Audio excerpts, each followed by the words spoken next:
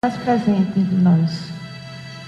Jesus amado, modelo e guia da humanidade, estamos nós aqui, os teus filhos muito amados, com saudade do teu ensinamento, buscando nesse instante essa conexão com o mundo espiritual para renovar as nossas forças e também, em primeiro lugar, te agradecer. Te agradecer pela oportunidade de estarmos aqui neste planeta para mais uma experiência na busca da nossa conexão com o divino. Esse grande aprendizado e nessa escola onde a cada dia podemos burilar os nossos sentimentos, os nossos pensamentos e as nossas ações. Que os espíritos das falanges amigas franciscanas, como também de todos os outros trabalhadores anônimos da Seara do Cristo, aqui já presentes, possam incutir em cada um de nós essa mensagem de amor para renovar em cada coração o compromisso de que somos as ferramentas divinas, os trabalhadores da última hora. E nesse instante, sobre cada um de nós, cada família aqui representada e a todos o que assistem neste momento, esta reunião, que os eflúvios divinos, luminosos, amorosos, caiam sobre cada um de nós, derramando as bênçãos necessárias para aliviar, confortar, amparar e renovar dentro de cada um de nós a fé, a esperança e a fé. Que Francisco de Assis, o mentor desta casa, acolha todos os corações aflitos e angustiados em toda parte da terra, para que todas as preces, todas as pessoas unidas ao bem, possam formar uma grande corrente, unindo os dois planos, dando, socorrendo e amparando a todos os corações. Fica conosco, Senhor, nos abençoando, hoje, agora e sempre.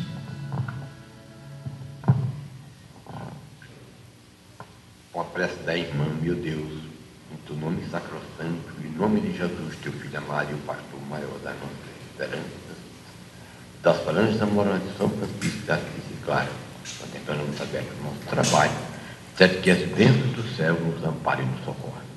Com a leitura invocada.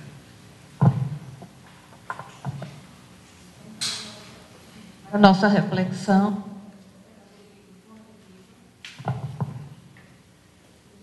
vive através do Espírito Chico Xavier, pelo Espírito de Emmanuel. Intitula-se Renasce Agora. Aquele que não nascer de novo não pode ver o reino de Deus.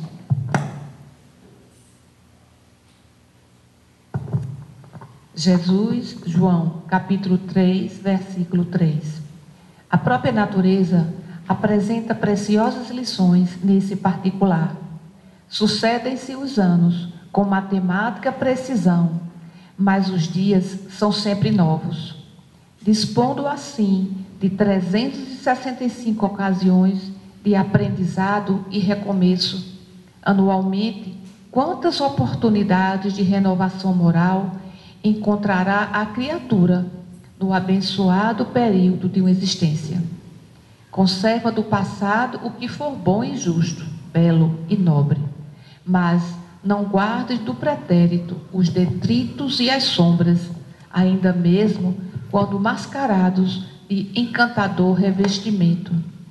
Faze por ti mesmo, nos domínios da tua iniciativa, pela aplicação da fraternidade real, o trabalho que a tua negligência atirará fatalmente sobre os ombros de teus benfeitores e amigos espirituais. Cada hora que surge pode ser apontada de reajustamento. Se é possível, não deixes para depois os laços de amor e paz que podes criar agora, em substituição às pesadas algemas do desafeto. Não é fácil quebrar antigos preceitos do mundo ou desenovelar o coração a favor daqueles que nos ferem. Entretanto, o melhor antídoto contra os tóxicos da aversão é a nossa boa vontade, em benefício daqueles que nos odeiam ou os que ainda não nos compreendem. Enquanto nos demoramos na fortaleza defensiva, o adversário cogita de enriquecer as munições, mas que descemos à praça, desassombrados e serenos, mostrando novas disposições na luta. A ideia de acordo substitui, dentro de nós e em nossos passos, a escura fermentação da guerra. Alguém te magoa? Reinicia o esforço da boa compreensão. Alguém não te compreende? Persevere em demonstrar os intentos mais nobres. Deixa-te reviver cada dia na corrente cristalina e incessante do bem. Não ouvides a assertiva do Mestre. Aquele que não nascer de novo não pode ver o reino de Deus. Renasce agora em teus propósitos, deliberações e atitudes, trabalhando para superar os obstáculos que te cercam e alcançando a antecipação da vitória sobre ti mesmo no tempo. Mas vale auxiliar ainda hoje que ser auxiliado amanhã. Então essa mensagem intitulada Renasce Agora nos leva mais uma vez para essa reflexão, nos mostrando a princípio que temos 365 dias de oportunidades, que são oportunidades diárias. E nós, como alunos terrenos, aprendemos todos os dias, e todos os dias somos capazes de construir, porque nós somos essas ferramentas. E como também diz aqui a mensagem, somos trabalhadores, e apesar dos nossos defeitos, das nossas limitações, que todos nós temos enquanto humanos, nós temos sempre o quê? Que buscar esse intuito maior dentro de nós, essa força que nos anima, essa coragem, essa resiliência interior, que mesmo sabendo que somos fracos ainda, temos a força, porque nós somos a luz do mundo e o sal da terra. Então nós temos essa centelha que nos liga ao todo e ao Criador. E é ela que nos estimula, que nos eleva, que nos intui. E que cada vez mais possamos alcançar esse objetivo, que é nos religar ao Criador, na sua obra, na sua imensidão, enquanto estivermos aqui no planeta Terra, passando por mais uma experiência terrena. E lembrando também, mais uma vez, que a Casa do Caminho oferece aos domingos e às terças-feiras o atendimento fraterno, e já está inclusive no site e na página da Associação Municipal de Espiritismo o horário para atendimento.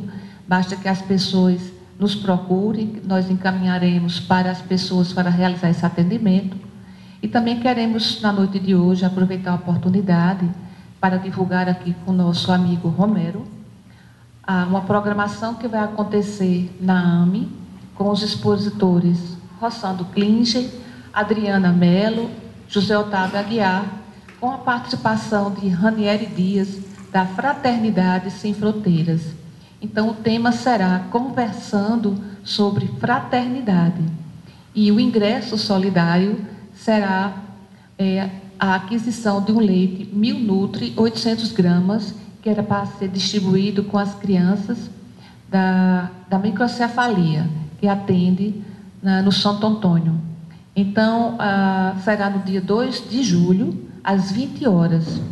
Inclusive, vai ter também a harmonização com o grupo Semearte, e todo o intuito desse encontro é estimular e apoiar as crianças com microcefalia, esse trabalho que é feito através do Instituto IPESC, conta com a presença constante e ativa da iniciativa de doutora Adriana Mello, juntamente com Romero. Então, as pessoas que desejarem participar desse encontro, não se esqueçam, dia 2 de julho, às 20 horas. Obrigada a todos. E agora vamos passar para o palestrante da noite. Palestrante da noite.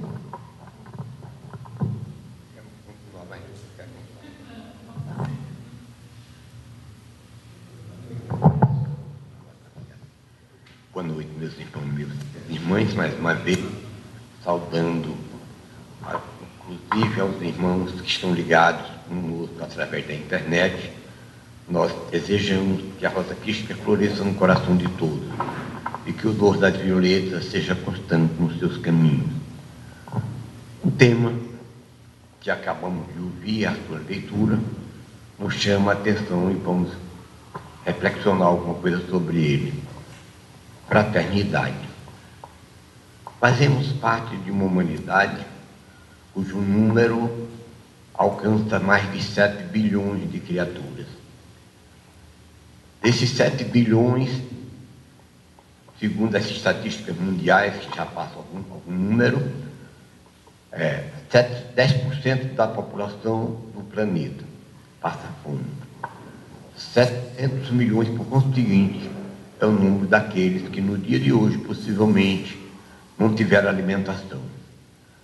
E ficamos a perguntar um tema como abordado nesta noite, fraternidade. Falta recursos à humanidade para exercer a fraternidade? Temos a impressão que não. Porque o PIB mundial, por exemplo, chega a 73 trilhões de dólares. É dinheiro que nós não sabemos nem quantos números, quantos zeros se precisa botar para escrever o quanto é o PIB, a produção de toda a humanidade, particularmente os países mais desenvolvidos, cujas estatísticas saem no seu dia a dia através da informática. Mas nós vamos nos lembrar particularmente desses 700 milhões que passam fome, que são filhos, assim nós acreditamos, da mesma divindade que nós acreditamos.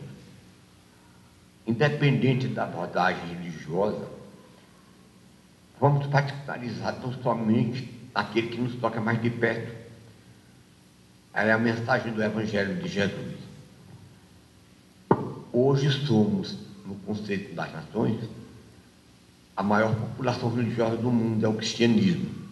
Nós passamos de 2 bilhões de membros da crença cristã. Em segundo lugar, vem o islamismo, com cerca de 1 bilhão e 600 milhões.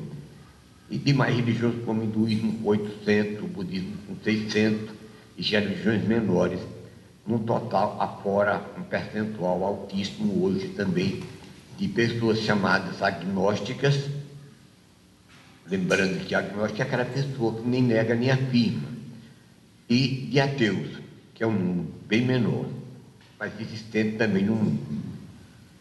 Então nós perguntamos, segundo as estatísticas econômicas, temos de produção chamada de tudo que se produz uma nação, somando todas as desenvolvidas, nós temos um PIB de 73 trilhões de dólares.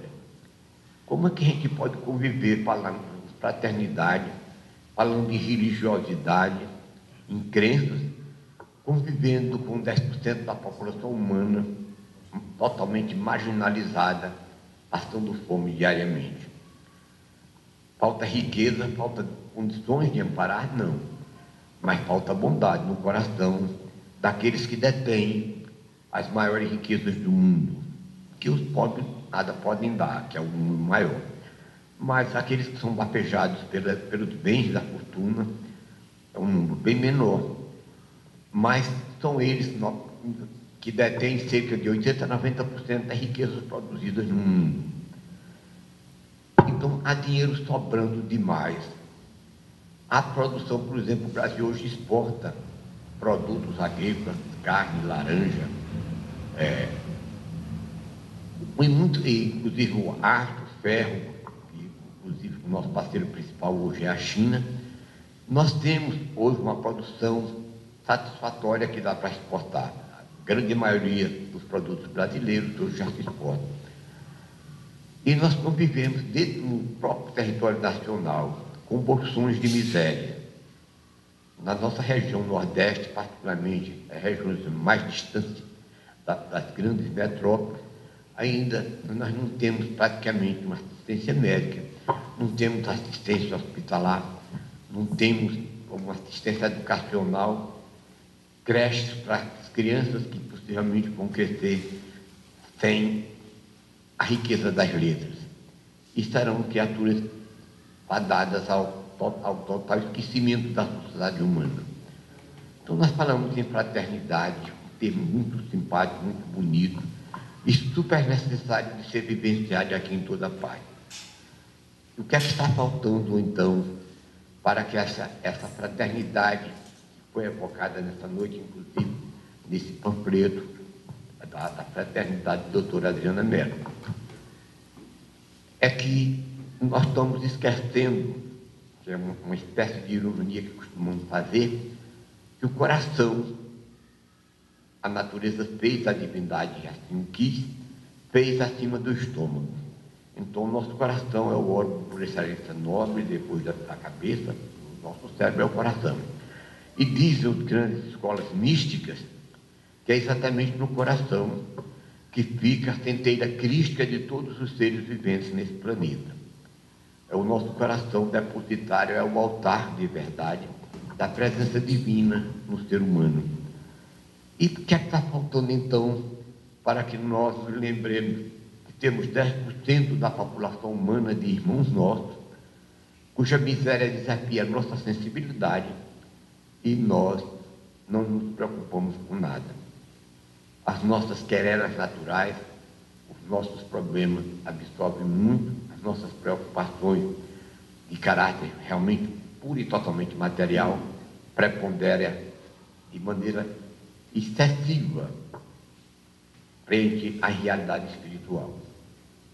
Parece que na mente de todos nós mesmos, aqueles que estão melhor situados em conhecimento, é que nós estamos preocupadíssimos com ganhar dinheiro, fazer patrimônio, e depois de possuir desses bens que poucos conseguem, usufruí-los em passeios, em iates, em coisas luxuosas aqui e nas principais cidades do mundo. Esses 700 milhões que são registrados pelas estatísticas mundiais que passam fome, não são nada nossos, porque por ter nascido em pátrias distantes, e inclusive também na nossa própria pátria, em regiões mais esquecidas, mais distanciadas dos grandes centros, e nós perguntamos, e a nossa religiosidade, a nossa crença, a nossa fé cristã, onde que ela pode responder como indagação que nós fazemos nesse instante. A nossa crença na mensagem de amor, por exemplo, trazida 20 séculos passados por Jesus, cuja beleza excede muito a nossa própria inteligência. O amar uns aos outros é uma síntese de tudo que de mais importante o homem pode aspirar aqui em qualquer parte do mundo, como realização. E nós chegamos à conclusão que convivemos com misérias, com bolsões de desgraça, e a nossa sensibilidade religiosa, a nossa crença, parece estar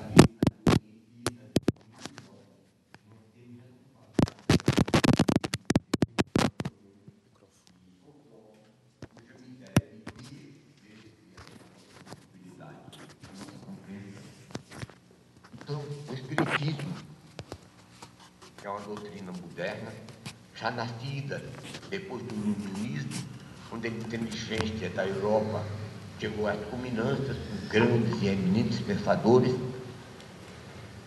o Espiritismo nasceu logo após o grandioso movimento do iluminismo. Razão por que essa doutrina situa a sua filosofia um tripé que nós consideramos imprescindível e necessaríssimo para todas as crenças do mundo. O suporte científico das verdades que expomos, o suporte filosófico dessas mesmas verdades que tentamos transmitir às pessoas com quem convivemos, e a religiosidade, que é um ato de reflexão com respeito à inteligência suprema que nos criou e que, segundo diz Santo Agostinho, está presente no coração de todos os seres humanos daqui de Luz. Então nós ficamos a perguntar, o que é que está faltando de verdade para se acabar com essa miséria que nós estamos expondo nesse instante, desses 700 milhões de pessoas que passam fome diariamente na humanidade da qual fazemos parte? É que o amor, o sentimento mais nobre de todos os sentimentos de qualquer língua do mundo, o amor na humanidade, honestamente ainda, como dizia o poeta Augusto dos Anjos, ilustre paraibano, o amor na humanidade ainda é uma grande mentira. Nós não somente queremos um pouco de bem àqueles que estão muito próximos de nós, aqueles cujos laços são muito fortes através do sangue e da emocionalidade humana. Mas o amor como vivência de verdade é uma utopia, não é uma realidade. Porque se existisse amor no coração daqueles que se dizem crentes no mundo inteiro, em qualquer rotulagem religiosa, nós não conviveríamos com 700 milhões de pessoas passando fome. Observando ultimamente algumas estatísticas, particularmente das crianças que morrem antes de completar um ano de idade. Nos países da Europa, de cada 1.000 crianças que nascem, 4 apenas morrem em eternidade. No Brasil, essa estatística já é bem mais alta. De cada 1.000 crianças que nascem nesse país tão querido e tão amado, cujo futuro se acredita que seja particularmente a pátria do Evangelho, o coração do mundo, essa é uma mensagem espiritual. No Brasil, de cada 1.000 crianças que nascem, 22 morrem em eternidade. Não precisa dizer quais as razões que levam a esse sacrifício. E na África, sempre a África negra, o continente primeiro parece que aconteceu, as primeiras civilizações do mundo, justamente, segundo os estudos antropológicos, possivelmente os primeiros homens de verdade nasceram na África. De cada 1.000 crianças que nascem antes de um ano, 72 morrem. Então, um paradoxo. Na Europa só morrem 4 de cada 1.000. No Brasil, 22. Na África, 72 de cada 1.000. E isso, particularmente em eternidade. A vida média na África chega a 40 anos. Com todo o atraso do Brasil, que nós temos tanta ainda assim, injustiças sociais e tanta coisa que adjetivamos e que estamos a reclamar. Hoje, a estatística brasileira, nós já chegamos a uma média per capita de 73 anos, já é muito expressivo, quase o dobro da África.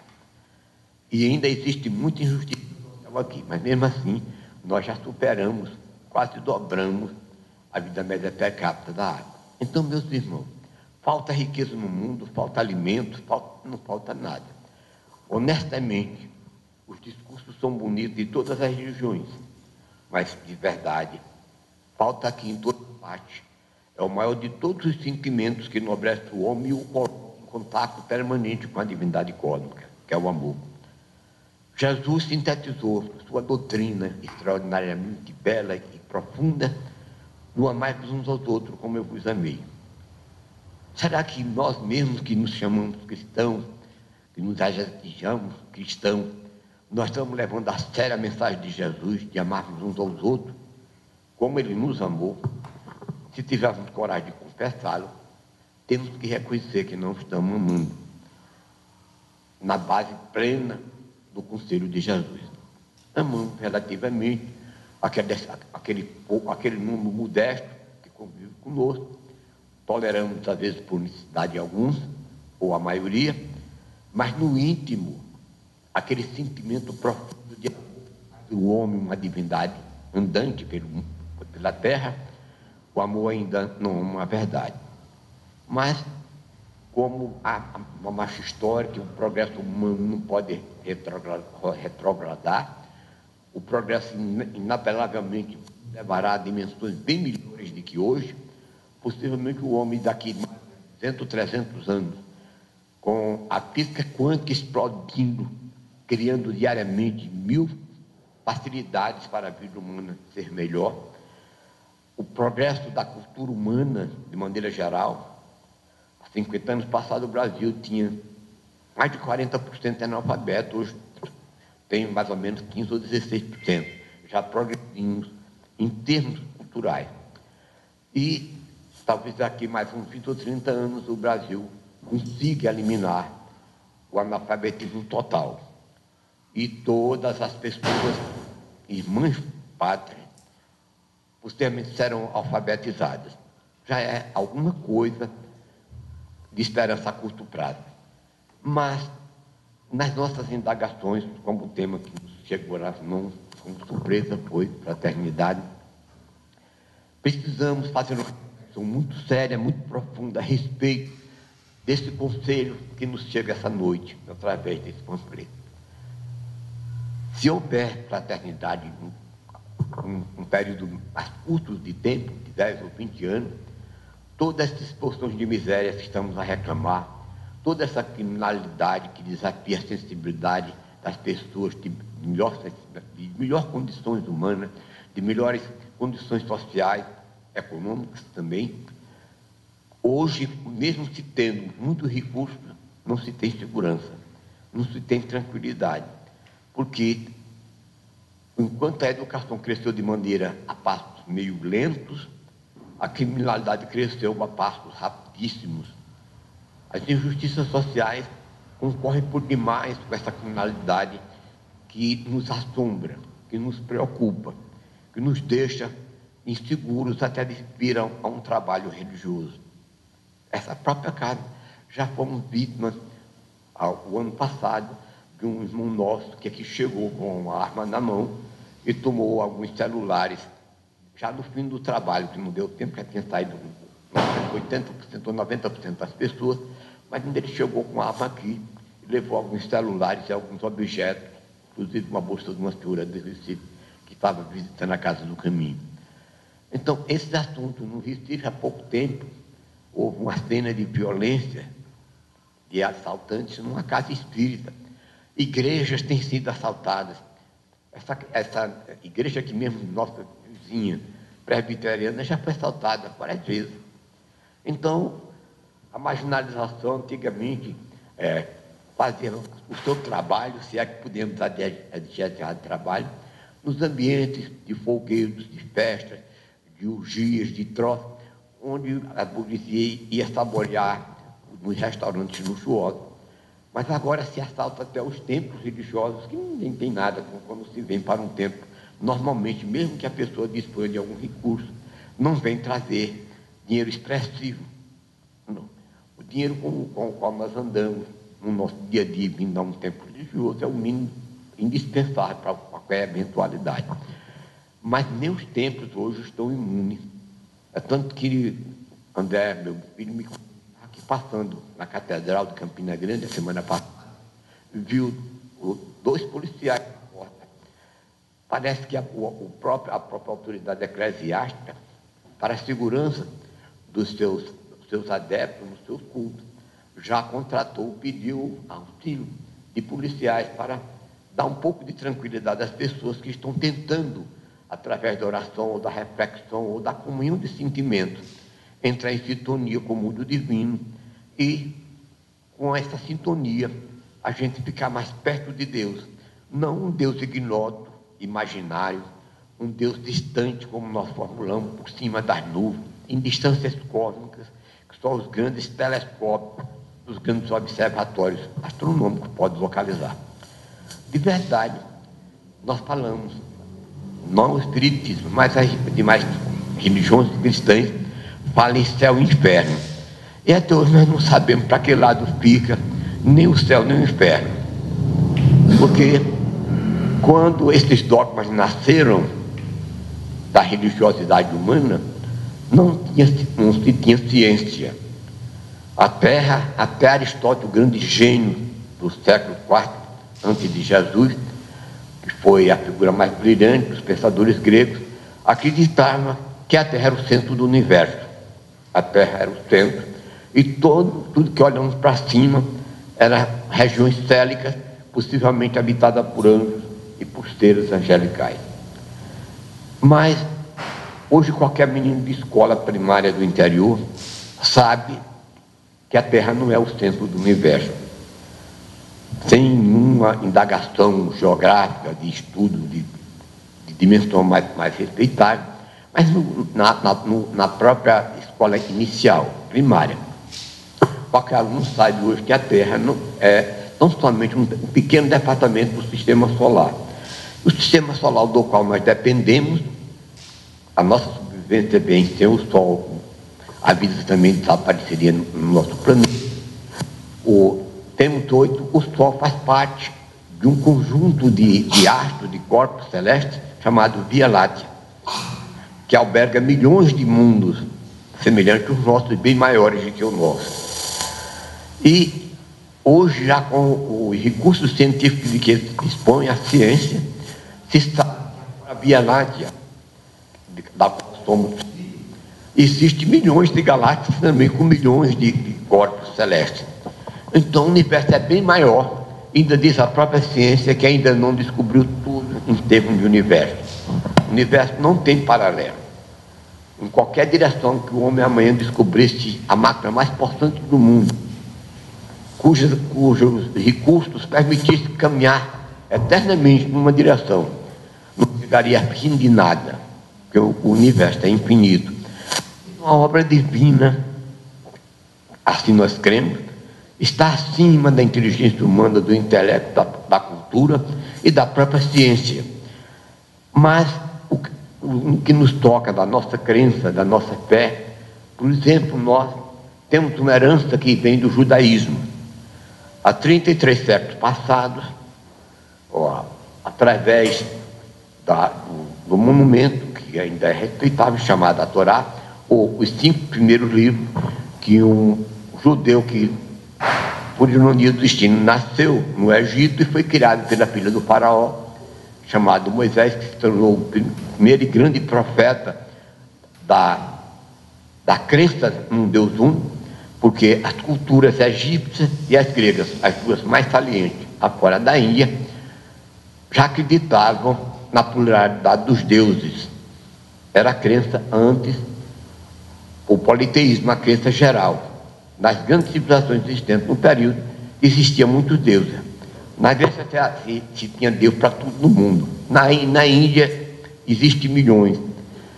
E Moisés recebe uma mensagem no Monte Sinai, quando foge, dispensando o comentário, o porquê dele ter saído do Egito, que de verdade ele era príncipe, filho de criação do faraó, é que ele recebeu uma mensagem no Sinai, quando ele estava em fuga, e o mundo espiritual, o Elohim, falou com ele e fez a revelação nos somatórios gerais, uma série de contatos que ele teve com o mundo divino, particularmente com o mundo Horebe, é que ele escreveu 5 livros, que os judeus ainda hoje têm profunda adoração e não aceitam as nossas crenças, porque, sintetizando, chama de a Torá, não é no feminino, é a Torá. É a lei mosaica por excelência, constituída dos 5 livros que Moisés escreveu. Isso aconteceu possivelmente no ano 1254 a 55 a.C., com o seguinte, 13 séculos antes da nossa era, antes da era cristã. Então, a crença que nós temos hoje na divindade vem dessa tradição mosaica de 3.250 anos. Essa crença evoluiu de maneira maior com o cristianismo. E, como nós sabemos, o Jesus também era judeu. A crença existente era a Torá. Ele trouxe um discurso diferente da própria Torá. Ele não fez críticas nem censuras, mas trouxe novos mandamentos, novos ensinamentos, e ele não, nas suas palestras constantes, na sua peregrinação, jamais ele recorreu aos ensinamentos mosaicos da Torá. ele tinha ensinamentos próprios, ele era realmente um somatório de conhecimento bem mais profundo que a própria Torá. Até hoje, segundo a opinião dos grandes estudiosos, aqueles que estudam de verdade religião comparada, nenhum discurso foi tão grandioso como os evangelhos, que em soma de páginas não dá nem um quarto da Torá. Mas é nos evangelhos que nós encontramos a mais alta e a mais profunda mensagem ao alcance do homem num possível amanhã de felicidade. Porque a lei mosaica, se bem que respeitável para o seu tempo, mas era uma lei profundamente dura, profundamente exigente, e que o verbo amar não existia. Na Torá, o amor não tem lugar nenhum.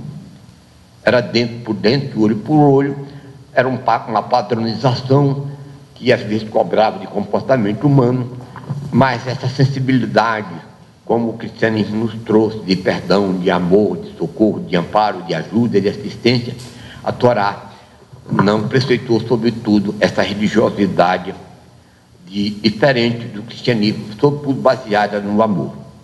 Jesus sintetizou o amor nos seus atos, não no seu discurso. O discurso dele é profundamente amoroso, mas os seus atos corroboram de maneira profunda com tudo que ele nos ensinou. Todos os seus gestos, suas atitudes, a sua palavra, os seus discursos são vivenciados no seu dia a dia pelo mais nobre de todos os sentimentos que o homem pode alcançar na mais alta cultura, quando ele evolui daqui a 20, ou 30 ou 50 séculos. Ninguém superará, por maior que seja o progresso do futuro, o sentimento do amor. O amor será a parte culminante da dimensão da criatura humana, porque quando o homem chegar ao estágio de amar em plenitude, o amor por a grande verdade de sua vida, o homem mesmo sendo terráqueo, terá contato permanente com seres angelicais de dimensões cósmicas que não sabemos nem calcular de que distância vem. Quando o homem for profundamente amoroso de verdade, com os anjos, com os arcanjos, com os querubins, com toda essa hierarquia e com a própria divindade cósmica. Enquanto vivermos nessa brincadeira de dizer que amamos, mas tão somente são conveniências humanas da nossa fragilidade de cultura mística, o amor ainda por muito, muito tempo será tão somente uma expressão retórica para os nossos discursos, sobretudo religiosos. Porque hoje, cerca de 90% da humanidade crê nessa ou naquela forma religiosa em Deus. E se cremos em Deus como a suprema divindade cósmica, o Pai supremo de todos os seres, indistintamente das raças, por que convivemos com tantas injustiças, com tanta desigualdade social, com tanta violência, com tanto crime, com tanta maldade, aqui em toda parte? Observarmos hoje, por exemplo, um noticiário culto da televisão, na TV Cultura. A China é um regime totalmente fechado. Conviveu com o comunismo marxista por quase 50 anos, mas não conseguiu progresso. Aderiu ao capitalismo controlado pelo Estado. É um regime híbrido em que a economia é capitalista, mas o regime é ainda comunista. E, por incrível que pareça, num país de 1 bilhão e 400 milhões de criaturas como a China, o serviço de inteligência é tão perfeito, por todas as cidades chinesas, o controle de câmeras em todas as avenidas, em todas as praças, em tudo. Se hoje na China alguém cometeu um crime, em qualquer uma grande cidade, em 7 minutos, somente 7 minutos, o serviço de inteligência com as câmeras instaladas nas grandes cidades localiza a pessoa que cometeu o crime.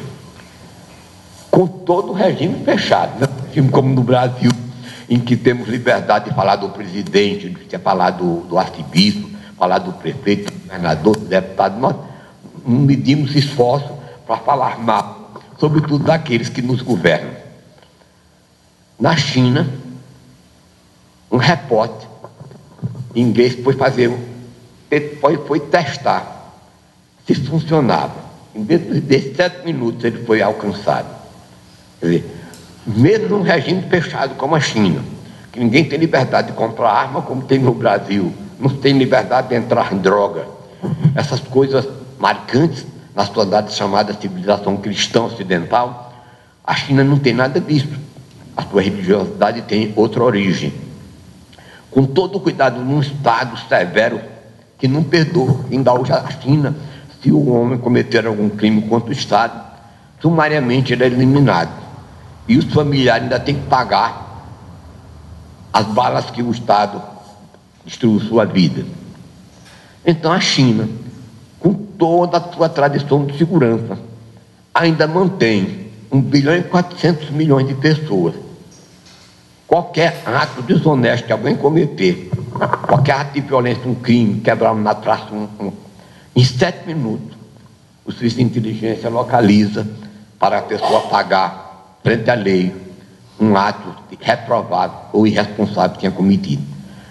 Então, estou mostrando um exemplo da China, mas os Estados Unidos gastam muito mais com esse trabalho também, sendo que lá, como o regime é democrático, o serviço de inteligência consegue apanhar os criminosos, mas às vezes demora certo tempo, pois a China, com todo o regime fechado, em 7 minutos ela localiza alguém com um roubo, um crime, um espancamento, uma agressão.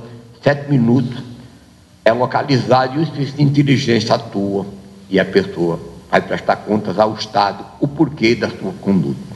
Então, meus irmãos, isso tudo possivelmente representa uma despesa enorme. O que gasta esses países chamados importantes com um sistema de segurança tão grande que a fome de 700 milhões que nós falamos no começo da nossa palestra, esse dinheiro que se gasta com segurança daria para matar a fome de 700 milhões e dar condições de dignidade, de saúde, de assistência médica, toda a qualidade de socorro que esses nossos irmãos, cujas estatísticas ainda é assombrosa, de 700 milhões de criaturas, seriam assistidas, talvez com a metade do dinheiro que se gasta em segurança, as nações chamadas ricas da Terra. Aí nós ficamos perguntando, e essa religiosidade que nós pregamos? Nós acreditamos em Deus, acreditamos em Jesus, os maometanos acreditam em Alá, é o mesmo Deus, o Deus na nossa concepção, o Senhor Jeová, como acreditou por muito tempo os hebreus, e outras religiões, cada uma, a Índia, já dá outra denominação. Em cada cultura, cada civilização tem uma maneira de homenagear a divindade cósmica. Pouco importa o nome, nascida da cultura de cada povo, mas o que é importante é que nós somos mais ou menos 90% da humanidade que acreditamos em Deus, acreditamos nos seus missionários. Nós, da civilização cristã, acreditamos em Jesus como a figura central e maior da nossa religiosidade, o maior Filho de Deus, nascido, segundo as palavras do próprio João Batista. Jesus foi, na sua primeira visão, quando foi a seu encontro, segundo diz João, Jesus é o Cordeiro de Deus que tira o pecado do mundo. João não se referiu ao pecado do seu povo hebreu, não. Jesus, na concepção de João, era o Cordeiro de Deus que tiraria o pecado do mundo inteiro, só do povo hebreu, do povo palestino em particular. Então, Jesus é essa figura maior, mas não vamos diminuir a crença em outros avatares divinos, cujos ensinamentos ainda hoje perlustram muitas civilizações do Oriente. E todas são respeitáveis. Quem lê a biografia de Krishna vê que ele foi quase semelhante a Jesus. Sabia de tudo que nós podemos imaginar e não imaginar. Ele conversava com a maior naturalidade aos seus discípulos sobre as coisas divinas de onde ele provinha. E ele tinha certeza absoluta de tudo. Ele dialogava com seus discípulos, falando a respeito do mundo célico, do mundo divino, com total propriedade. O príncipe Gautama, que veio dois milênios depois dele, deixou uma mensagem belíssima que ainda hoje eu comparo muito o budismo a um grupo religioso do cristianismo, porque eu tenho uma profunda admiração, que são os franciscanos. Curiosamente, essa casa tem como patrão São Francisco de Assis. O franciscanismo nasceu exatamente do trabalho pessoal de Francisco de Assis, cuja vida é um manancial de beleza, de simplicidade e, sobretudo, de humildade. Humildade e amor, para Francisco de Assis, era a sua vivência constante e permanente. Então, meus irmãos, nós respeitamos e achamos que todas as religiões estão cumprindo a sua tarefa, ensinando a sua gente alguma coisa que depois desses sonhos de mentira, num período muito curto de vida chamado material, que o máximo que nós podemos alcançar é 100 anos. E quando normalmente já chegamos aos 100 anos, dificilmente estamos lúcidos. 90 e tantos por cento, se chega a 100 anos, já chega com problemas mentais preocupantes, sem a consistência do bom senso e da racionalidade. Então, hoje a vida média per capita do Brasil é 73 anos, da África é 40. Da Europa Ocidental, o Japão já chega a 78, mas alguns casos isolados, até no Brasil, tem pessoas que já passam de 100 anos. Mas é uma raridade. Mas nós perguntamos assim, nesse instante, por que o amor até então, que se fala tanto, os discursos religiosos são marcados pelas lembranças do amor? E no fim, na realidade, no íntimo dos nossos corações, nós temos uma dificuldade imensa de amar. E às vezes essa dificuldade é dentro da nossa própria casa, porque as criaturas, cada uma tem sua própria personalidade, às vezes os pensamentos de uns são discrepantes de outros, e pelos desencontros do próprio livre-arbítrio de cada um, às vezes, dentro dos nossos próprios lares, há discrepâncias marcantes, há tolerância, mas não há amor. Nós convivemos, às vezes, no grupo familiar, nos cumprimentamos diariamente, intercambiamos diariamente até os nossos sentimentos, mas de verdade o amor, na sua mais alta expressão, não estamos vivendo essa gloriosa esperança. Amai-vos uns aos outros como vos amei, como nos aconselha Jesus. Meus irmãos, a religiosidade é uma necessidade, mas nós ficamos perguntando às vezes e questionamos por muito tempo, quando estamos às vezes sozinhos, em algum espaço para as nossas reflexões. Por que é que os homens mais cultos do mundo, os mais sábios do mundo, não são religiosos? Por exemplo, na comunidade científica e da comunidade filosófica, os dois núcleos mais importantes da sociedade humana é a comunidade científica e a comunidade filosófica. Nesses dois grupos, que é o máximo das conquistas da própria civilização, o máximo em conhecimento de todas as duas ordens mais importantes, a filosofia e a ciência, 90 e tantos por cento da comunidade científica filosófica não crê em nada, não crê nem em Deus, não crê em Jesus, não crê em Maomé, não crê em Confúcio, não crê em Buda, não crê em Lao Tse, não crê em nenhuma forma de crença. Nós temos que concluir o seguinte: essa comunidade, tanto científica e filosófica, hoje, qualquer uma que se propuser a fazer essa pesquisa, pode chegar a uma conclusão. Nenhum dessas criaturas que nós chamamos de geniais pela sua cultura, tanto científica como filosófica, tem nenhum interesse de ser rico. Não se encontra hoje na estatística mundial nenhum cientista, por mais eminente, mesmo vários prêmios Nobel de ciência, nenhum que seja portador de nenhuma riqueza. Então, há no coração dos grandes pensadores da humanidade, dos grandes cientistas, dos grandes filósofos, há um total desprendimento, nenhum deles querer ser dono de nada, nenhum deles quer ser rico. Nenhum cientista é rico no mundo, nenhum filósofo é rico no mundo. Porque o que eles percebem, o que eles buscam constantemente é aprimorar o conhecimento, tanto na área científica como filosófica. E o dinheiro, essa ansiedade pela posse dos iates e jatos pessoais, como nós temos no Brasil, pessoas que têm 2, 3 jatos pessoais para si, para a sua locomoção dos seus familiares, e as grandes inteligências, tanto da área científica como da área filosófica, são, de verdade, predominantemente de pessoas de classe média. E não se encontra, ao menos hoje pode se fazer uma pesquisa de estatística, se na relação dos milionários, por exemplo, do Brasil, existe um cientista ou um filósofo, se chegar no conceito mais internacional, uma pesquisa sobre os grandes gênios da humanidade na área da ciência, vamos admitir, especialmente, os prêmios Nobel de Ciência e de Filosofia, ninguém vai encontrar nenhum capitalista. Então, essa preocupação de ser dono de bens materiais é particularmente do nosso nível acanhado de cultura, do nosso nível acanhado, tanto de ciência como de filosofia. Um homem que pensa realmente de maneira grandiosa, de maneira universalista, de maneira humanística, jamais vai querer tomar moedas para ter uma conta reservada num banco central de qualquer país do mundo.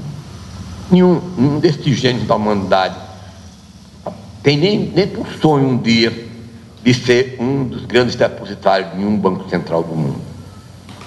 Então seriam as criaturas que são elas que formam a elite do pensamento humano. Todas essas conquistas, por exemplo, da nossa civilização, esse bem-estar que nós sofrimos hoje, com a tecnologia de ponta, tudo isso vem da área científica. Então, os cientistas, se quisessem cobrar pelo seu trabalho extraordinário de grandes descobertas na sua área, possivelmente seriam ricos. Lembro uma passagem, uma curiosidade, que certa feita, quando Albert Einstein fugiu da Alemanha, quando o nazismo começou a crescer, e ele, como um homem profundamente inteligente, foi um dos gênios da humanidade, ele pressentiu que a Alemanha marchava para uma tirania política. Em 1933, ele foi fazer uma viagem dos Estados Unidos e não voltou mais. E quando ele saiu de Berlim, há um patrimônio que ele tinha, era uma pequena chácara. Curiosamente, que Hitler tomou depois, que ele não voltou mais. Quando ele foi para a Universidade de Princeton, nos Estados Unidos, que se apresentou, já era prêmio Nobel naquele período. Quando ele se apresentou, que ele já foi prêmio Nobel em 1916 ou 18, e em 1933 ele foi para os Estados Unidos, vendo a insegurança de voltar para a Alemanha, ficou lá. E se apresentou numa espécie de Princeton para ver se arrumava um lugar de sobreviver como professor.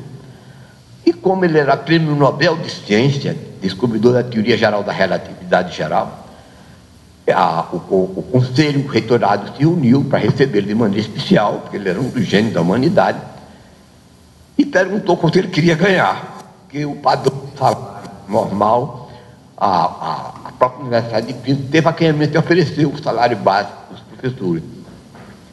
E ele simplesmente não queria, de maneira nenhuma, exigir quanto queria o salário. Depois de muito insistência, ele pediu a metade, que a universidade pagava aos seus professores comuns.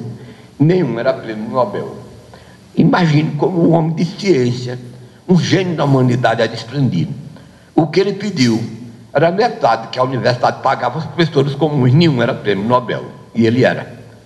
E o mais importante do mundo, da teoria geral da relatividade.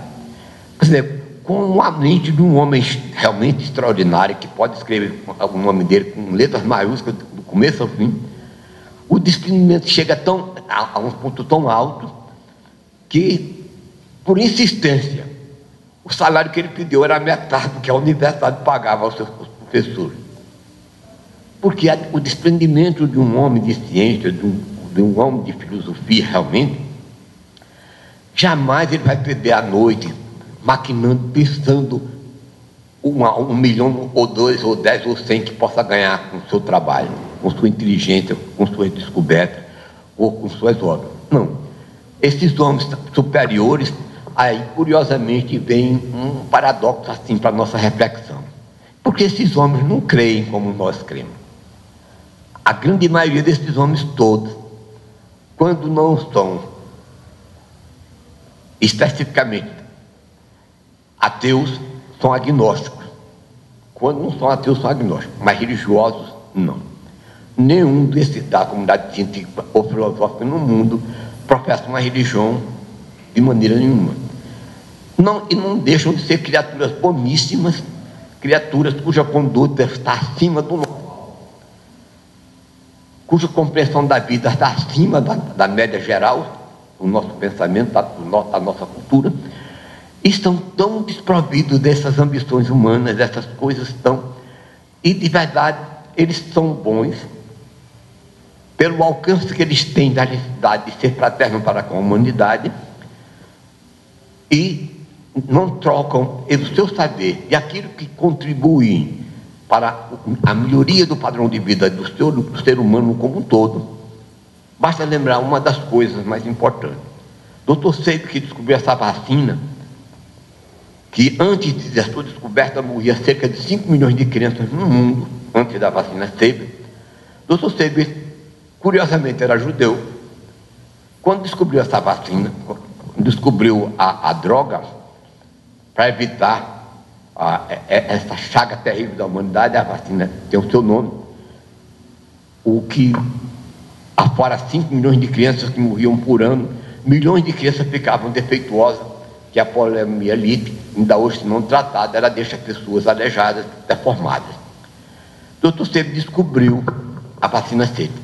E o segundo país a quem ele deu a vacina Seib foi no período, ele judeu, foi a União Soviética, que em segundo lugar recebeu a vacina Seib de graça. E nesse tempo a União Soviética era regime comunista bravo, era regime comunista stalinista. E Dr. Seib deu a vacina de graça, não cobrou 10 centavos do povo russo, nem do governo russo. Porque num sentimento científico, num sentimento de grandiosidade de um cientista, ele viu que a União Soviética, cuja população era muito grande, precisava, e ele, ele deu um fim à sua vacina ao mundo inteiro. E morreu pobre, não quis um centavo por nada. Você já imaginaram que o Dr. Seib quisesse cobrar ao menos $1 de cada vacina? Os bilhões de crianças na humanidade inteira, quando ele morreu, quantos bilhões de dólares ele teria deixado? Possivelmente seria o homem mais rico do mundo, seria Dr. Seib. E pelo que se sabe, qualquer um pode pesquisar em casa, Dr. Seib não deixou nenhuma riqueza, nenhum patrimônio.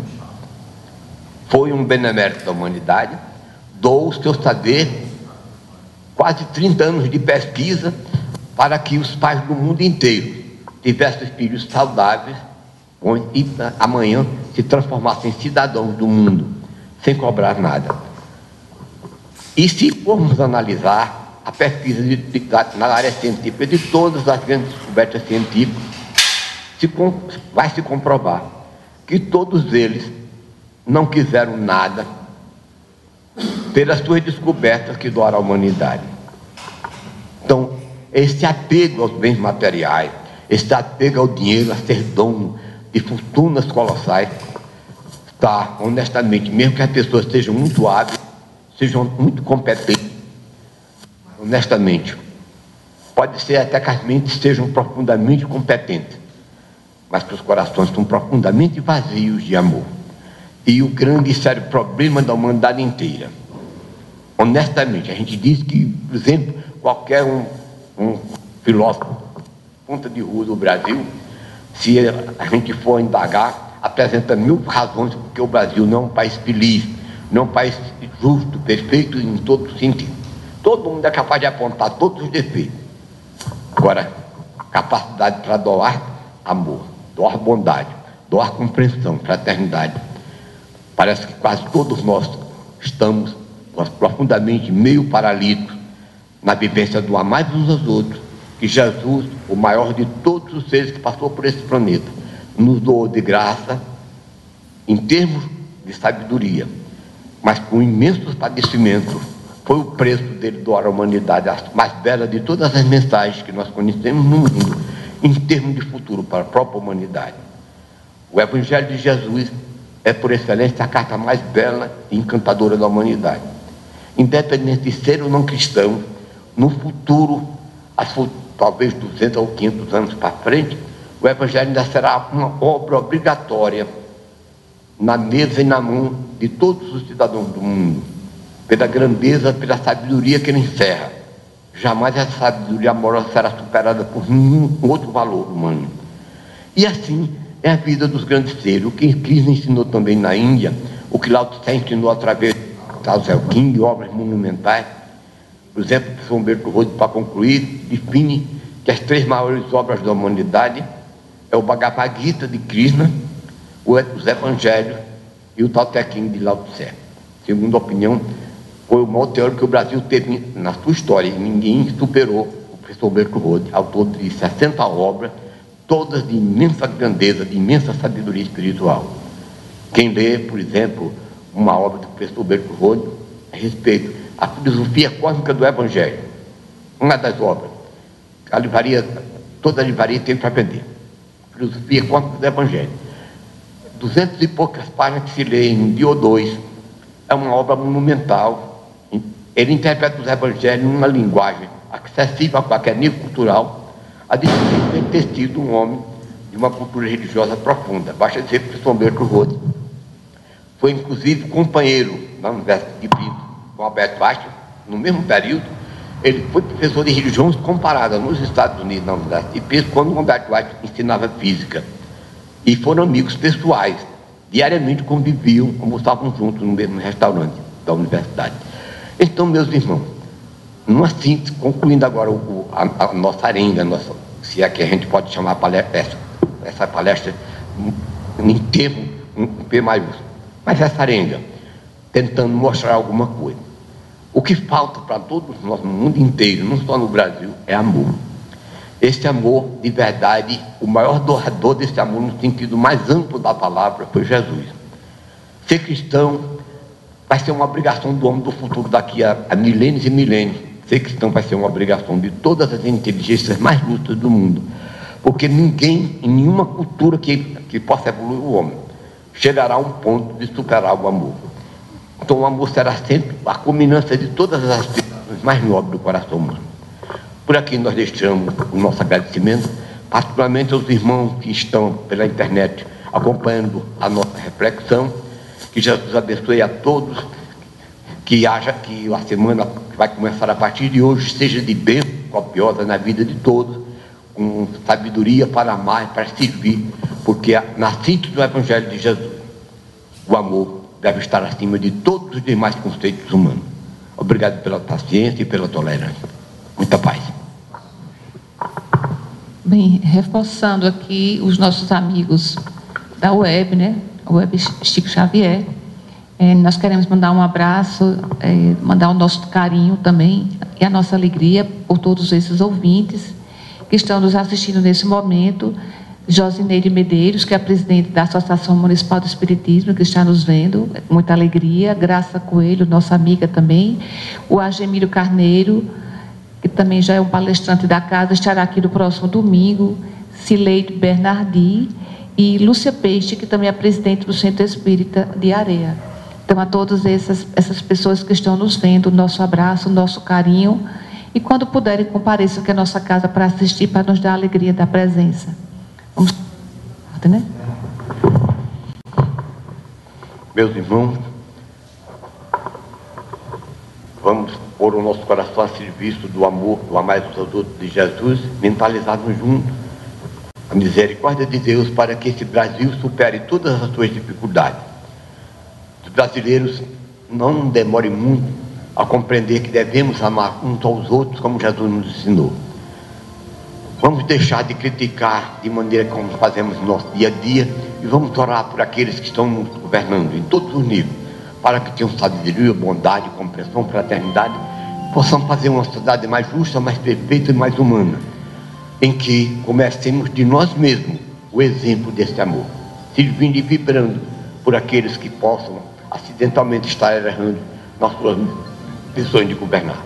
Que Jesus ilumine a consciência de todos, dê sabedoria para construirmos a pátria que seja por excelência do Evangelho e coração do mundo. Pai, agradecidos por tua misericórdia e as tuas bênçãos, em teu nome sacrosanto, e em nome de Jesus, teu Filho amado e o pastor maior das nossas esperanças, e das falanges amorosas de São Francisco de Assis, claro, mas é que a primeira parte do nosso trabalho, desejando que a rosa quisca permaneça florescendo no coração de todos os irmãos que nos acompanham nesse instante, presentes e ausentes. Obrigado.